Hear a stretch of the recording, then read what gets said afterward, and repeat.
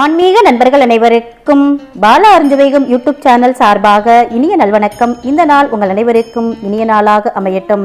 இந்த பதிவில் 2026ஆம் ஆண்டுக்கான ஆஷாட நவராத்திரியில் வரக்கூடிய ஆஷாட பஞ்சமி திதி எந்த நாளில் வருது, எந்த நேரத்தில் திதி தொடங்குது, அது குறித்த தகவலையும், இந்த நாளில் வீட்டிலேயே எளிமையாகவும் பக்தியுடனும் ஸ்ரீ வாராகி அம்மனை எப்படி வழிபாடு செய்வது, எந்த நேரத்தில் பூஜை செய்யலாம், என்னென்ன பொருட்கள் தேவை, என்ன மந்திரம் சொல்லணும், வழிபாட்டோட பலன்கள் என்ன, அது குறித்த தகவலையும், அது கூடவே ஆஷாட பஞ்சமிக்கு இருக்கக்கூடிய சிறப்புகள் என்ன அப்படின்னு சொல்லிட்டு ஆஷாட பஞ்சமி குறித்த முழு தகவலையும் ஒரு தொகுப்பாக கொடுத்துருக்கேன். வீடியோவை முழுவதுமாக பார்த்து தகவல் முழுவதையும் தெரிஞ்சுக்கிறீங்க. வாங்க வீடியோக்குள்ளே போயிடலாம். இது வரைக்கும் நம்ம சேனல் சப்ஸ்கிரைப் பண்ணாமல் இருக்கீங்க அப்படின்னா சப்ஸ்கிரைப் பண்ணிவிட்டு பக்கத்தில் இருக்கிற பெல் பட்டன் கொடுத்து ஆல் அப்படின்ற நோட்டிஃபிகேஷனையும் ஆன் பண்ணி வச்சுக்கிறீங்க. இந்த வீடியோவுக்கு ஒரு லைக்கும் ஹைப்பும் கொடுத்து கமெண்ட் செக்ஷனில் ஓம் வாராகி தாயே போற்றி போற்றி அப்படின்ற ஒரு கமெண்ட்டும் கொடுத்துருங்க. நம்ம சேனலை பொறுத்த வரைக்கும் வாராகி வழிபாடு பற்றி நிறைய பதிவுகள் நம்ம பதிவேற்றம் பண்ணியிருக்கோம். குறிப்பாக வாராகி தாயாருடைய நிறைய மந்திர ஜபங்கள், அதாவது எந்தெந்த காரியங்களுக்காக என்ன மந்திரங்கள் நாம் உச்சாடனம் பண்ணணும் அப்படின்ட்டு நிறைய நம்ம பதிவு இதை நீங்கள் ஆஷாட பஞ்சமி திதியில் ஒரு முறையாவது நீங்கள் உச்சாடனம் பண்ணுங்க. ஏன்னா வருடத்துக்கு ஒரு முறை மட்டுமே வரக்கூடிய அரிதான நாள் தான் இந்த ஆஷாட நவராத்திரியில் வரக்கூடிய பஞ்சமி திதி. இந்த பஞ்சமி திதியில் அன்னையோட மனம் குளிரும்படி நாம் பூஜை பண்ணணும். அப்படி பூஜை பண்றப்போ நீங்க கேட்டது அனைத்துமே கிடைக்கும். உங்களுடைய கஷ்டங்களுக்கு ஒரு விடிவு காலம் பிறக்கும்.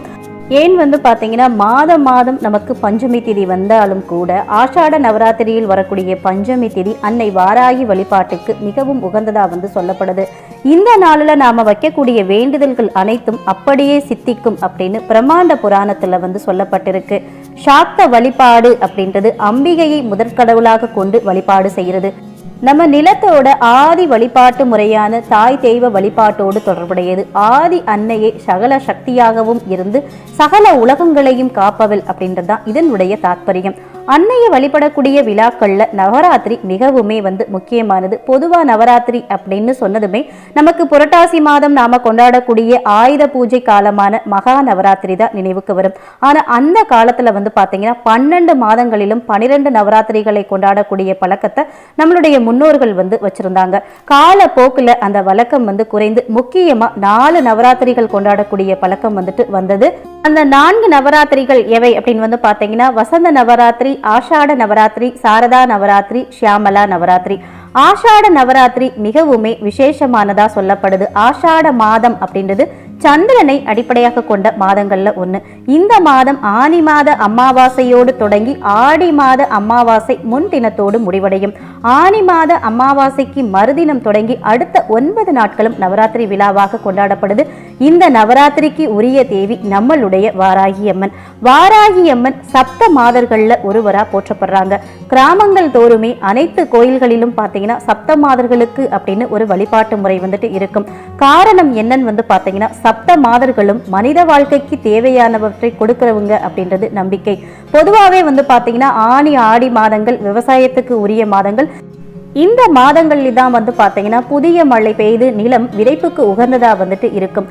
இந்த காலத்துல நாம வழிபட வேண்டிய தெய்வம் வாராகி அம்மன். அன்னையோட கைகள்ல ஏற்கலப்பையும் உலக்கையும் கொண்டு காட்சி தர்றாங்க. இதுதான் பாத்தீங்கன்னா இவ உழவு தொழிலை காத்து அருள்பவள் அப்படின்றத அடையாளமா சொல்லப்படுது.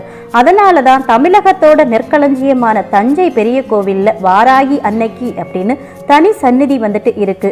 தஞ்சை பெரிய கோவில்ல இப்போதுமே ஆஷாட நவராத்திரி ரொம்பவே விசேஷமா கொண்டாடப்பட்டுட்டு வருது.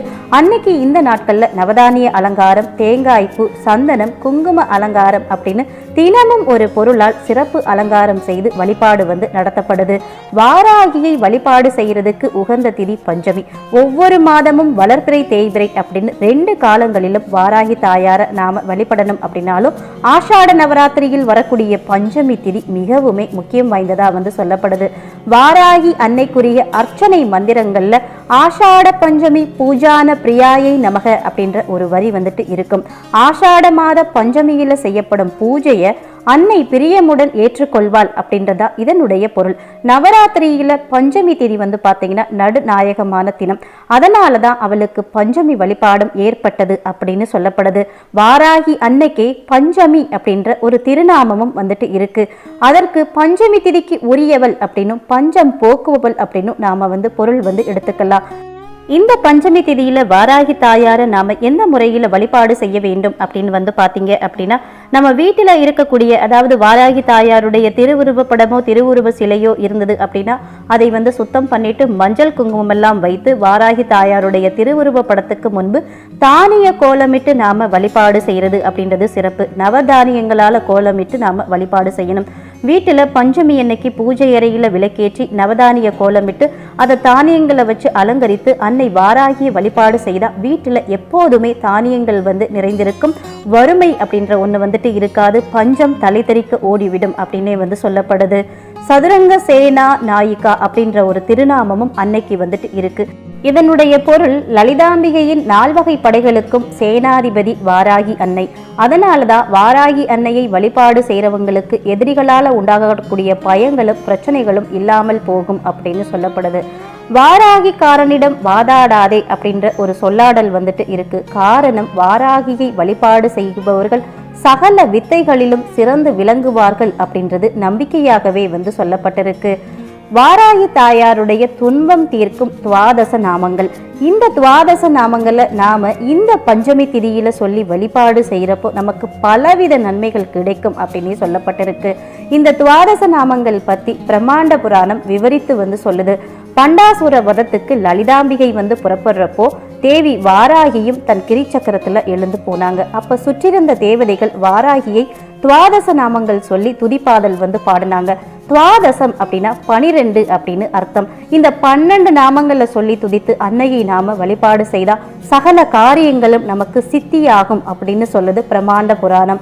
வாராகி தாயாருடைய துவாதச நாமங்கள்: பஞ்சமி, தண்டநாதா, சங்கேதா, சமயேஸ்வரி, சமய சங்கேதா, வாராகி, போத்ரினி, சிவா, வார்த்தாளி, மகாசேனா, ஆக்ன சக்ரேஸ்வரி, அரிக்னை.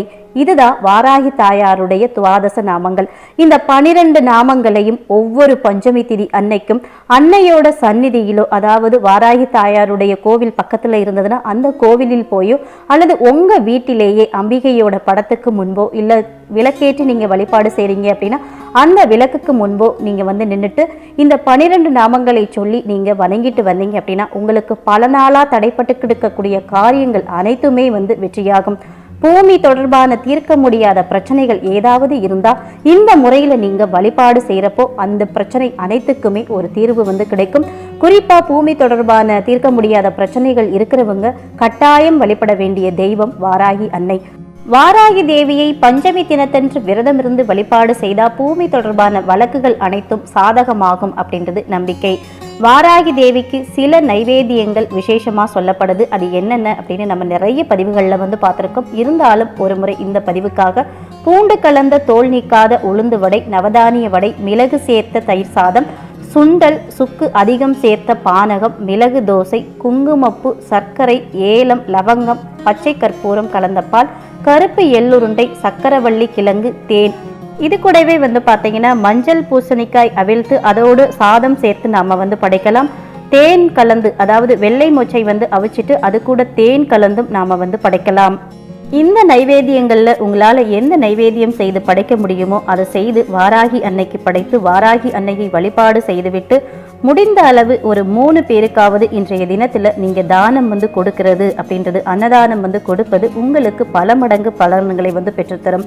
அடுத்ததா இந்த வருடத்துக்கான ஆஷாட பஞ்சமி திதி எப்ப வருது, எந்த நாள்ல தொடங்குது, திதி எப்ப முடியுது, எந்த நேரத்துல நாம வழிபாடு செய்யணும், அது குறித்த தகவலை தெரிஞ்சுக்கலாம்.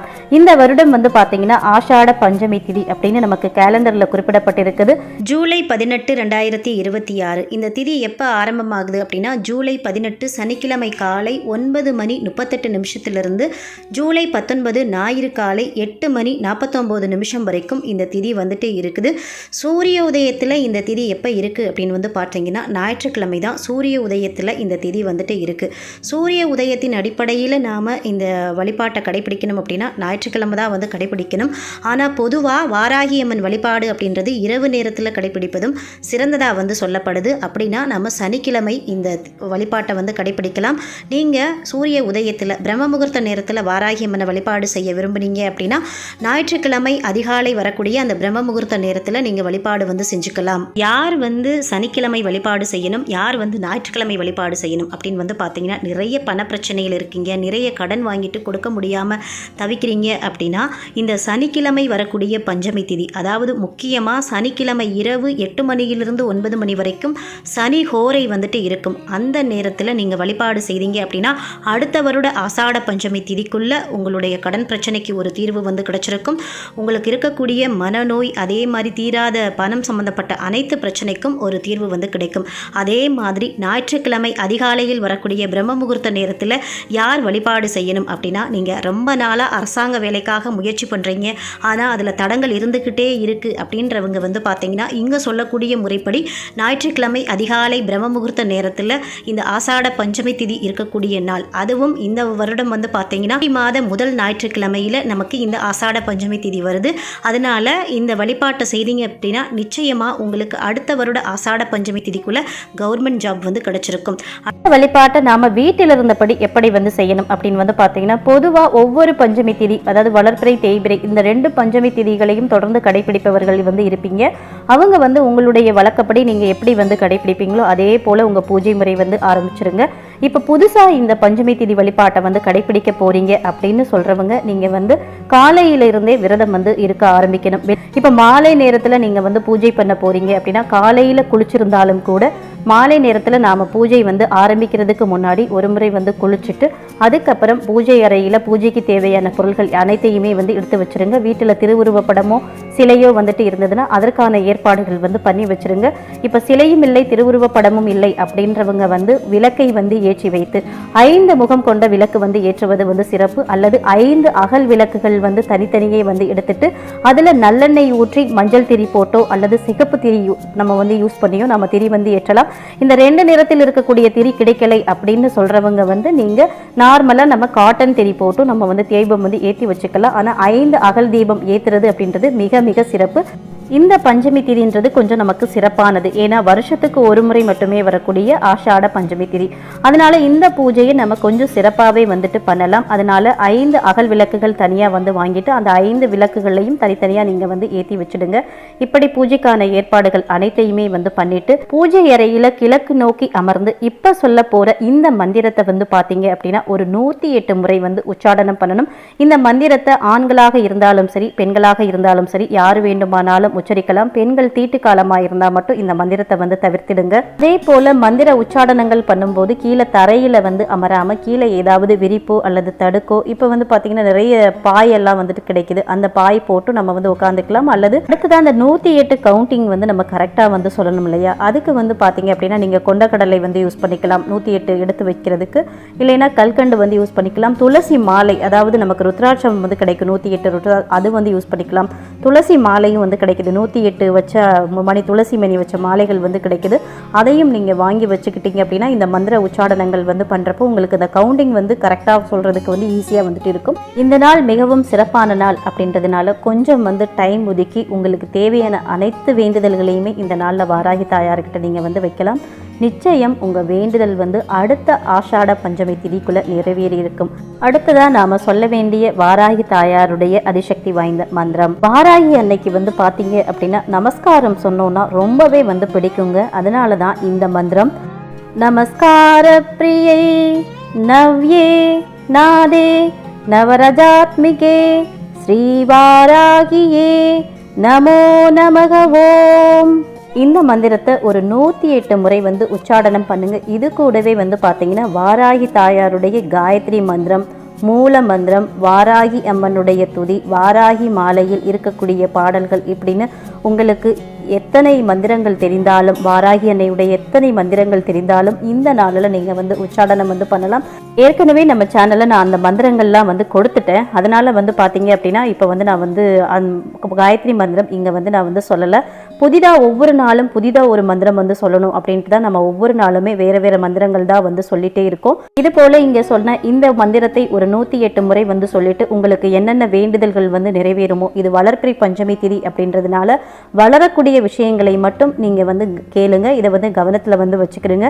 அதாவது உங்களுடைய வருமானம் வந்து பெருகணும், நிலம் வாங்கணும், சொத்து வாங்கணும், கார் வாங்கணும், குழந்தை வரம் வேண்டும், நல்ல வேலை வேண்டும் அப்படின்னு உங்களுக்கு இருக்கக்கூடிய வருமானம் பெருகணும், வளரக்கூடிய விஷயங்களை மட்டும் இந்த நாளில் நீங்கள் வந்து கேளுங்க.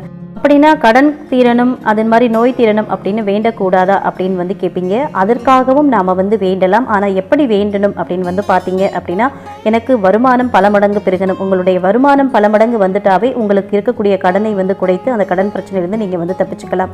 அதே போல் ஆரோக்கியமாக இருக்கணும் அப்படின்னு வேண்டுங்க. அப்படி வேண்டுனீங்க அப்படின்னாவே உங்களுக்கு இருக்கிற நோய் பிரச்சனைக்கும் விடுதலை வந்து கிடைச்சிடும்.